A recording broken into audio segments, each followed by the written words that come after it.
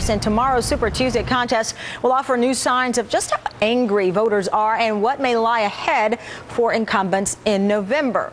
Just last week, our NBC News Wall Street Journal poll showed 72% do not approve of the job Congress is doing, and 75% said they do not trust Washington. And joining me now, Democratic pollster Bernard Whitman and Republican pollster Adam Geller. Thank you both. Adam, I'll start off with you. We were just looking at that race in Kentucky. You have the established candidate Grayson. You've got the Tea Party favorite Rand Paul. So this is not just about, as we traditionally have, Democrats versus Republicans. This is Republican versus Republican. How mad are the Republican voters out there? It's really going to be an interesting thing to watch. The voters in general are angry. I mean, Democrats are angry, independents are angry.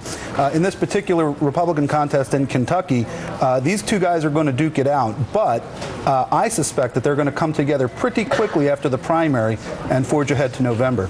And Bernard, how do we, Adam, I'm sorry, how do we, I'm just going to ask you, Adam. Bernard, let me ask you, how do we categorize this anger? We were talking in our commercial break about, it seems like people are always angry. Of course, good reason, as you point out, 10% unemployment. But what is fueling the anger with Democrats? Well, I think there is a frustration on the part of all American voters, Democrats, Republicans, and independents.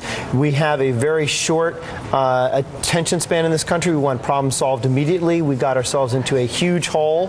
I think we're starting to see the economy pick up. We had more job growth in April, 290,000 jobs in 4 years, but people are still out of work. The unemployment rate is almost 10%, and until we start to see significant jobs being added, people are going to be frustrated. So I don't think it's a surprise. The difference here, as opposed to past years, is sometimes when the voters are angry, they disengage.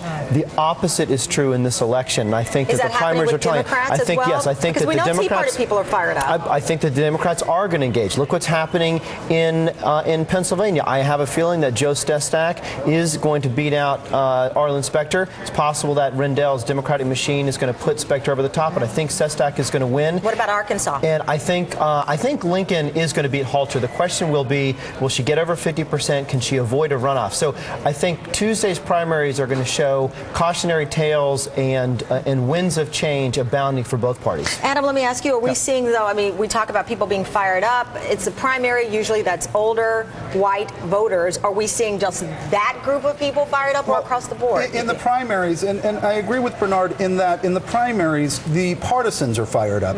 The problem that Democrats are going to have is when you look at the national general election surveys, anywhere right now, Republicans and independents are more angry and more fired up for the November elections. So what can happen is, consequently, when you're looking at November, the turnout is going to be a big problem for Democrats if they cannot engage the sort of core Democrat supporters. The problem for Democrats right now, do you appeal to the base, or do you try and win back some of those independents who are leaving the Democrats and taking another look at Republicans? So to be fair, since you're pointing out the problems with the other party, I'll give you, Bernard, a chance to say what you believe the problems with the Republicans are. Well, I think clearly what the challenge for the Republican Party is going to be is how to deal with this Tea Party movement. So you see Rand Paul taking that election away, but on the other side, Mike Huckabee endorsed a slew of candidates in his home state of Arkansas. All of them but one are likely to lose. So there are disparate data points all over the map here, and I think what it shows is that the electorate is volatile, and we're really not sure how this is going to carry through in November, but I am confident that as the economy starts to pick up steam, we're going to see better results for the Democrats. Just in the latest AP poll, for the first time in a few months, 45% would like the Democrats to control Congress, to the Republicans 40%. All right, Bernard, Adam, thank you both. Greatly appreciate it. See what happens tomorrow. It's going to be a really good day. Well, a reminder, join us tomorrow for special live coverage of Super Tuesday. We'll have continuing coverage throughout the day and all the Super Tuesday results tomorrow night right here on MSNBC, the place for politics. Thank you both, gentlemen.